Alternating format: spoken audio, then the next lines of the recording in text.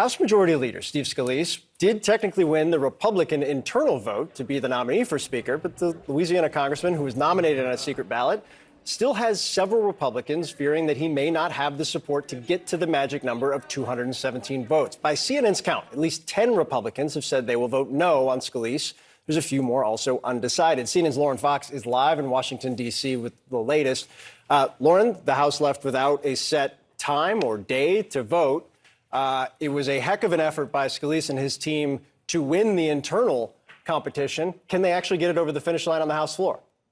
Yeah, there's a lot of concern right now among many House Republicans that they may not be able to get it over the finish line. And, you know, there's a reason that a vote isn't scheduled. When you don't have the votes, a lot of people don't want to go to the floor, especially after watching Kevin McCarthy grind it out over 15 rounds back in January. Right now, there are a number of House Republicans who are making it clear that they will never vote for Steve Scalise. Meanwhile, I'm not supporting Steve Scalise. I'll be voting for Jim Jordan. And why is that? Well, Jim Jordan presented a strong plan for us, a detailed plan on how to move forward. We didn't hear that plan from Steve Scalise. It was more vague answers. But there's another situation that's very personal to me. You know, I lost my father in 2021 to cancer, and unfortunately, Steve is going through a cancer battle of his own. And, you know, I like Steve Scalise a lot, and I like him so much. I would like to see him put his full efforts into defeating that. all right, guys, so we got to talk about the Speaker of the House race, as it seems like the GOP is revolting against Steve Scalise. Now, yesterday when we talked about this, a lot of you guys were disappointed to hear that the GOP, behind closed doors, voted to nominate Steve Scalise over Jim Jordan as the Republican nominee for Speaker of the House. Now, 24 hours later, the Republicans have not united around Steve Scalise because a lot of people are upset about Steve Scalise being the nominee, and they feel like he should not be the nominee for a variety of reasons. So now the House Republicans have not decided that Steve Scalise is the guy, and it seems more and more likely that they're going to have to go with somebody else, okay? They're probably going to have to go with Jim Jordan. They have to go with somebody that everybody is going to be okay with rallying behind, because Steve Scalise has dropped out of the race. Take a look. Hi, Ben, John. Good morning. And sources are telling Newsmax that Steve Scalise will not be able to garner the 217 votes needed to become Speaker of the House. And those sources also tell us that Scalise is expected to drop out of the race. That could come as soon as today. Now, if that does happen, we're hearing that Jim Jordan could jump back into the race. Remember that he only had 99 votes from the Republican conference behind closed doors yesterday, compared to a greater total for Steve Scalise. But again, if Scalise drops out, it looks like Jordan will re-enter the race. We're also hearing that there's a possibility of Tom Emmer, who's currently the majority whip, to enter the running to become Speaker of the House, and also Kevin Hern. He is a Republican congressman from Oklahoma who leads the largest Republican caucus here on Capitol Hill. So again, Steve Scalise likely does not have those 217 votes. You know, Sam, what your message to the conference was? Yeah. Y'all ready? Yes, sir. Hey, first, let me, I know we've been following this. It's been quite a journey, and there's still a long way to go. I just shared with my colleagues that I'm withdrawing my name as a candidate for the Speaker designee. If you look at over the last few weeks, if you look at where our conference is, there's still work to be done. Our conference still has to come together and is not there. There are still some people that have their own agendas. Yeah, so you seen that, you heard that. Okay, now, as of the making of this video, and I tried to wait to the end of the day to make the video to get as much information as I could before reporting to you guys, it doesn't seem like they're really that much closer to deciding who should be the nominee. Now, I'm going to play some videos here of some perspectives and some reasons for why people are rejecting Scalise. Now, me personally, I was not very motivated by what Scalise said after the closed door meeting. It sounded to me like his main priority was helping out other countries protect their borders rather than our borders. And again, I'm not saying that can't be something on the agenda much further down the road, right? But we got to fix our country, and I think that needs to be the priority first, okay? I'm just saying. That's what I'm saying. So with that being said, let's go ahead and play a reaction here from Dan Bishop, in which he gives us an inside look on why he believes that Steve Scalise probably is not the guy over somebody like Jim Jordan from a more, I would say, substantive perspective. Take a look. Hi, Charlie. I've stepped out. The meeting is still going on. Well, I was there for about an hour and a half.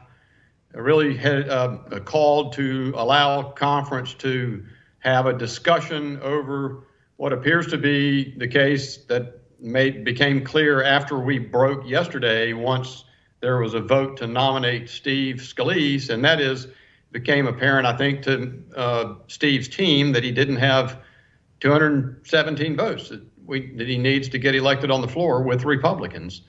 And so this conversation is an effort to work through that. A number of people spoke of their support for Steve, and he does have support, but people spoke of their reasons for not agreeing, and they are issues that can't be resolved. Some spoke about Steve's health concerns. He gave assurances about that, but for those members, that there's no way to displace that concern.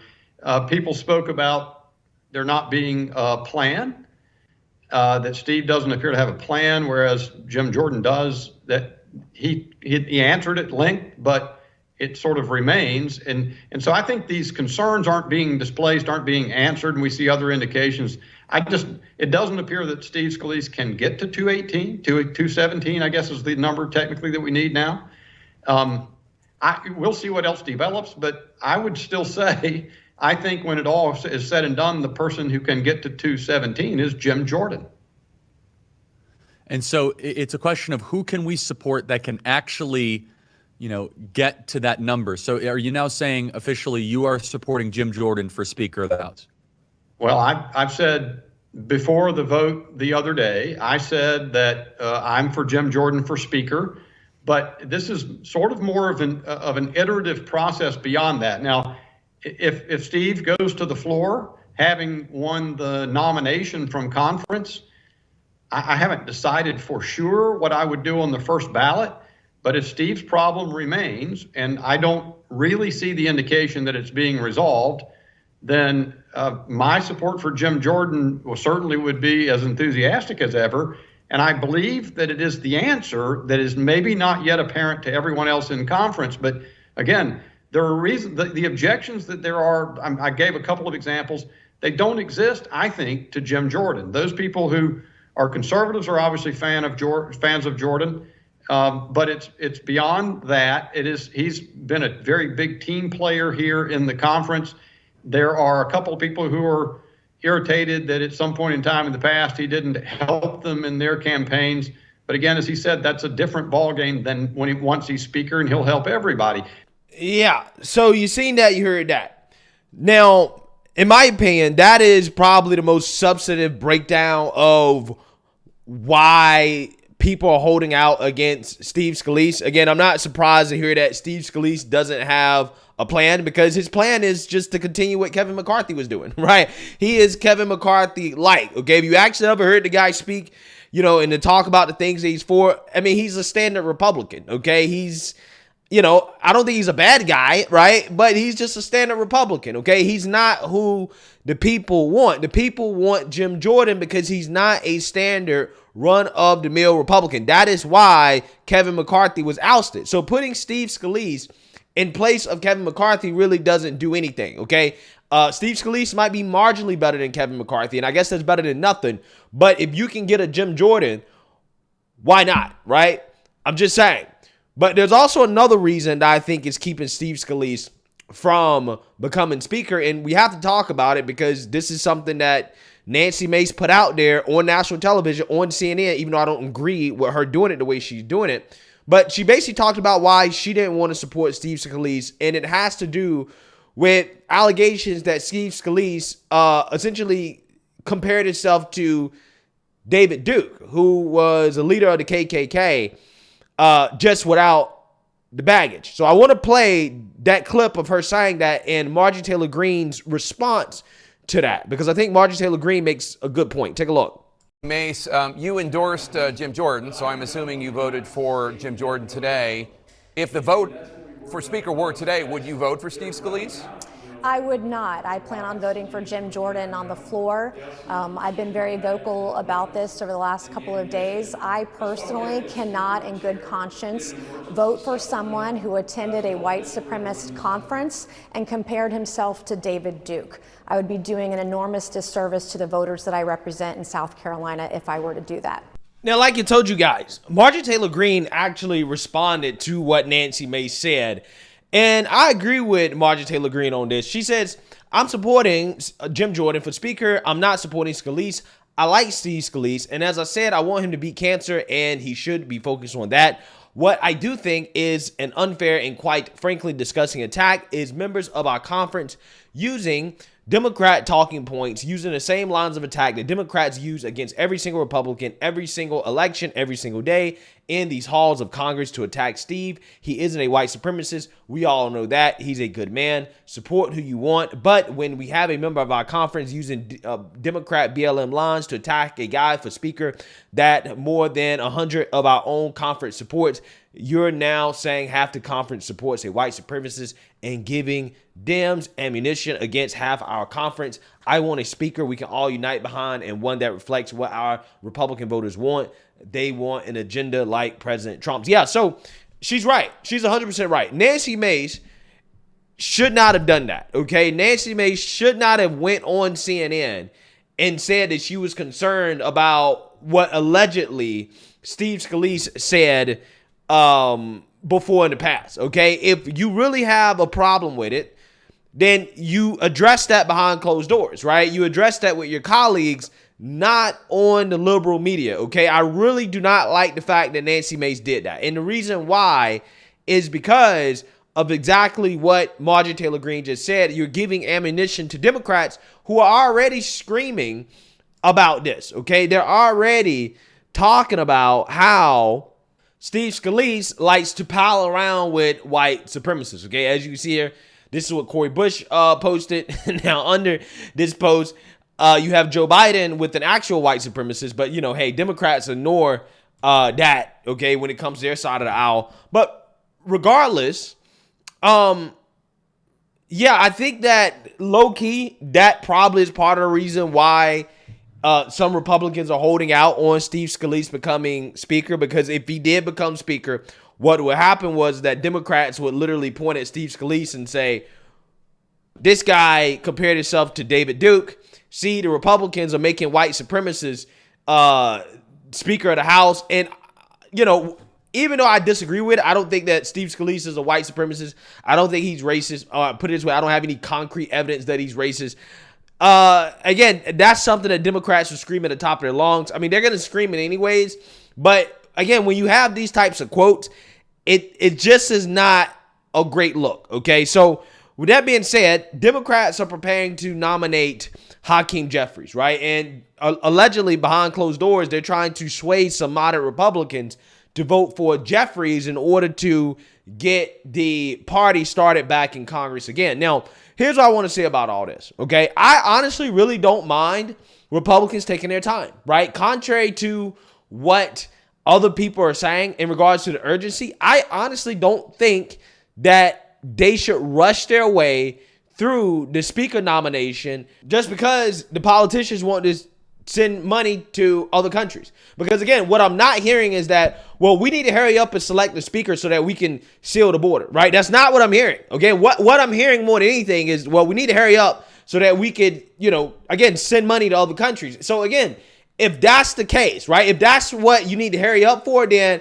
maybe, just maybe, you should actually take more time, right? Take more time, okay, and actually get a guy in there that the conservative people, the base, support. Like, for example, Jim Jordan, which I think that that's what they're going to have to do, okay? They're all going to have to rally around Jim Jordan, and they're going to have to be happy about it, okay? And I know that Jim Jordan doesn't want to be the guy, but I've always said this, especially when it comes to politics. The guy that doesn't want to be the guy, but everybody clearly wants to be the guy, is probably the guy, right? He probably is the guy that should be the guy. Okay, and Jim Jordan fits that bill perfectly. I know he doesn't want to be the guy, but at this point, again, he may be forced to be the guy because we know that he is the guy, right? He is the best person for the job, and he should get the job, right? So again, if it takes a few more days of them going back and forth before we get the guy that we want, then, hey, I'm willing to say, you know what? That's okay, right? You politicians are going to have to put your fundraising trips on hold because this is what they do, right? This is the thing that bothers me the most about Congress and how they operate. They take so many days off not to go and actually do work for the people. That's not what they're doing. They take so many days off to go and fundraise, to go kiss up to their donors. So a lot of these guys want to handle business and to get out of here so that they can go raise more money. And you know what? I think that they should put that on the back burner, right? If they got to stay there all weekend in order to decide who the speaker is, then let them do that, right? If they got to take less days off in order to decide who the speaker is and to get the right guy, then, hey, you just got to do that. But again, these people take way too many days off, and then they want to always rush when they are in Congress. And I think that that's one of the main things that are wrong with how these people operate, okay? When they actually come to work, they want to rush and to get through it so that they can go back home and go kiss more ass for money. I'm tired of that, right? The reason why we're in the situation that we're in is because of this system that we have where these people spend more time ass kissing than they do actually legislating and doing what they was elected to do. So again, if it takes a few more days, if it takes another week to get the right guy, then damn it, it needs to take another week to get the right guy. Now, ideally, again, they get it done as soon as possible, but we should not try to ram a speaker down the people's throats that they don't want simply to say, oh, well, let's go about business as usual to maintain the status quo. Again, the reason why Kevin McCarthy was ousted is because we don't want the status quo. Okay, so again, if we end up electing McCarthy-like, which is Steve Scalise, who has a number of issues. Again, I don't think the David Duke thing is a real issue. I'm not worried about that. I don't care about that. The real issue is the issues that are being bought up by the Republicans when it comes to him lacking a plan, okay, him not really doing things much different than McCarthy, his health. Those are real issues that I think are a concern. And again, that's why Jim Jordan should be the guy. And the quicker that they all realize that Jim Jordan should be the guy, the quicker that they can get back to work. But again, the reality is that they don't actually really want to get back to work. They want to get back to ass kissing and raising money. And that's why they're trying to just, again, ram a guy, a business as usual establishment Republican down our throats for that very reason. So let me know what you guys think. Make sure you like, comment, and subscribe. Most importantly, share a Black conservative perspective. Peace.